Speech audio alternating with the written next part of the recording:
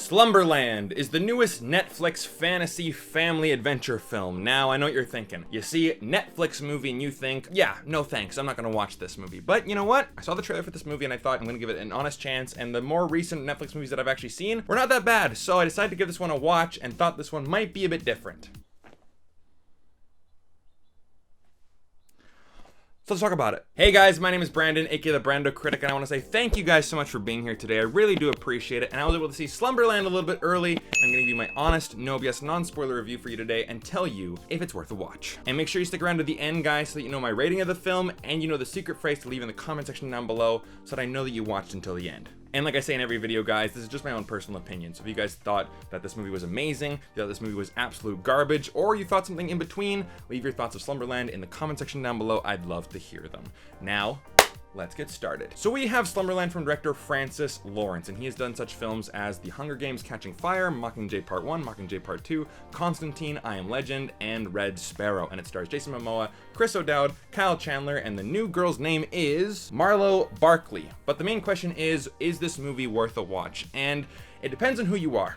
If you have children and you're looking for a movie to watch with them on a Friday night after they get home from school, and you see Slumberland on Netflix, it's not a bad choice. I feel like as a family, you guys can enjoy it together. But as a movie on its own, and you're watching it outside of that one circumstance I just mentioned, I don't think there's enough in this movie to really give it a glowing recommendation. It was quite disappointing. Now, I'll tell you guys right off the bat that this movie's heart is in the right place. And I think that for a family film, that's a very important thing to have, a good message. And the message is that even though life has hardships, people will die, things might happen to you that might not be your fault, but you are ultimately responsible for, and they are very tragic, bad things. Just staying in your room and being safe, you don't get to experience life. That's not living. And there's a great metaphor in this movie about a lighthouse. Our main character, Nemo, girl living by the sea, her name is Nemo. It's a little on the nose with that one, but she's living in a lighthouse. And there's a part of the movie where they're talking about what a lighthouse actually does. It's not to keep the sailors safe,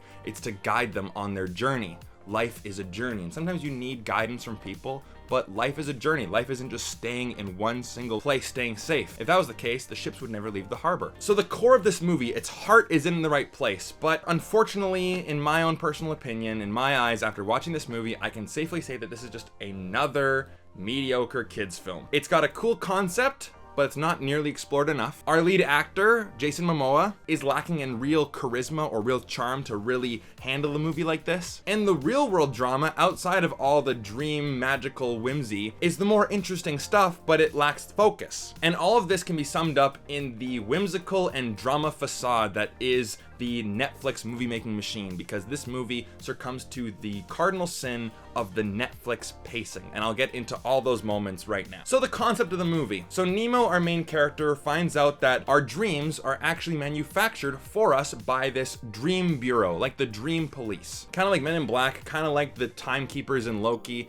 how it's a very office-like environment and they create the dreams for all of us. And she meets one of her dad's old friends in the dream world, Flip, played by Jason Momoa, and their goal is to go into the Sea of Nightmares to find one of these magical pearls. They're kind of like wishing stones. Once you get it, you can dream about whatever you want. Now, cool idea. However, I feel like this movie really did not explore that. It didn't really explain it enough. They just kind of go, okay, this is the story, and we're just gonna go into 4 different worlds, very random worlds. And while sure, on the surface they look cool, they really lack that magic. They really lack that wow factor, that real whimsy. It feels very surface level, and that gets into the pacing, but I will talk about the pacing in a little bit. And also, if you guys have made it this far, hit the like button. But I want to talk about Jason Momoa.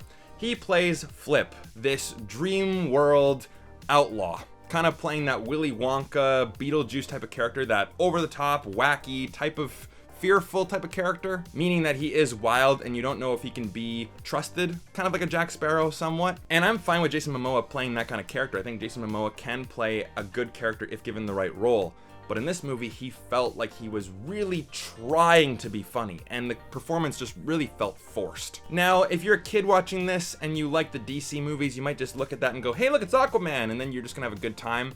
But as an overall performance, he's not a Johnny Depp playing Jack Sparrow. He's not a Michael Keaton playing Beetlejuice. He's not a Gene Wilder playing Willy Wonka. He's not Dick Van Dyke playing Bert in Mary Poppins. He's not that character. But oh my goodness, does he try, but he just doesn't reach that level. A lot of his jokes don't land, a lot of his over-the-top antics feel very forced. It's a shame. But that gets the most focus. Whereas I felt like the real world drama was the real heart of the movie, because we have Nemo in the real world, her father dies. This isn't really a spoiler, it happens within the first 5 minutes of the movie, and she has to live with her uncle. She's never met her uncle before.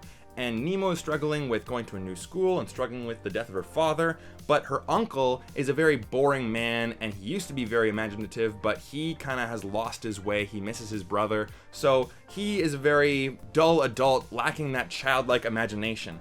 And throughout the movie, they do start to bond and they start to, help each other. This to me was the interesting, nice part of the movie, even though some people might say that it was melodramatic and quite corny, and I would agree with them.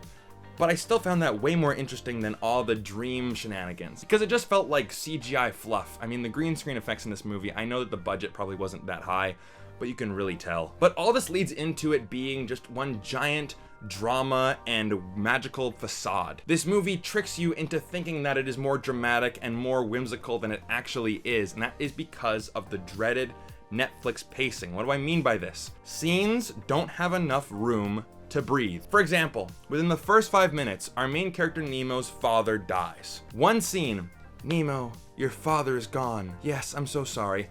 Next scene, can't you just let this play out for a little bit? Let scenes breathe, let scenes just play out. Allow for our characters to really feel the emotions of what's happening. And because of this, no scene feels completed and nothing sinks in. So it feels like this movie has no weight, it's all just fluff. It doesn't leave any lasting impact. So that's the main problem with this movie. And for an overall rating, I'm gonna give it a 2 out of 5 because the heart is in the right place, and there are some elements of the movie that I thought, were pretty well done, but it's just told to us in a messy, sloppy executed movie. So that's the unfortunate part. But those are my thoughts on Slumberland. Hopefully you enjoyed the movie better than I did. If you did, let me know your thoughts of it down in the comment section down below. And for the secret phrase, it is, I dreamt that I won the Stanley Cup. For me, living in Vancouver and being a Canucks fan, I'm gonna keep dreaming for a very long time. And to put that into other sports perspectives, that's like cheering for the Seattle Mariners, that's like cheering for the Cleveland Browns, or cheering for Team England in the World Cup. There's just no championship level quality of winning, unfortunately. Or the Buffalo Bills, let's say that. Anyways, guys, thank you so much for watching. I also want to plug in my Patreon. We do movie nights every single month, and I give you guys 4Ks every single month, so if that interests you, the link is down below in the description. And I want to say thank you so much for watching. I'll see you guys again soon. Take care.